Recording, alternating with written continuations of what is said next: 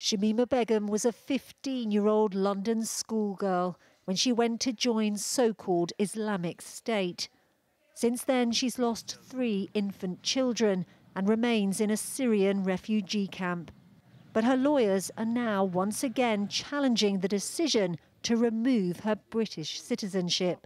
This was how she reacted at the time. My family made it sound like it would be a lot easier for me to come back to the UK when I was speaking to them in bar halls, but it's kind of hard to swallow. Shamima Begum travelled to Syria to join IS along with 2 school friends in February 2015. In 2019, the Home Office removed her British citizenship on national security grounds. In 2020, the Court of Appeal ruled she should be allowed to return to the UK to pursue her appeal. But in 2021, the Supreme Court reversed the decision, citing a national risk to security. A few months later, Shamima did this TV interview.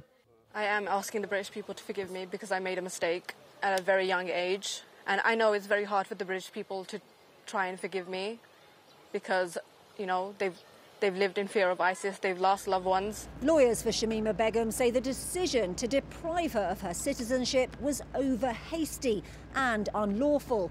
They argue she was a victim of child trafficking and was taken to Syria for the purposes of forced marriage. Shamima Begum, like others who are now detained in northeast Syria, was a child when she was taken to Syria.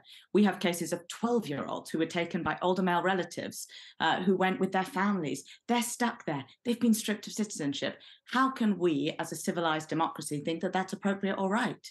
But one filmmaker who got close to Shamima Begum says she can't be trusted. When I first met her, she was very apologetic. She was saying, I've really done something stupid, I really regret it. My husband, she was talking about her husband. She said, I love my husband. I got influenced by that and I'm really sorry. And then by my last meeting, she was going, I was definitely trafficked. It was everybody else's fault, it's not mine. And she wasn't apologetic for what she had done. The Home Office insists Shamima Begum continues to pose a threat to national security. But her lawyers say the evidence she was a victim of trafficking is overwhelming, and that wasn't considered when her citizenship was removed. Layla Hayes, 5 News.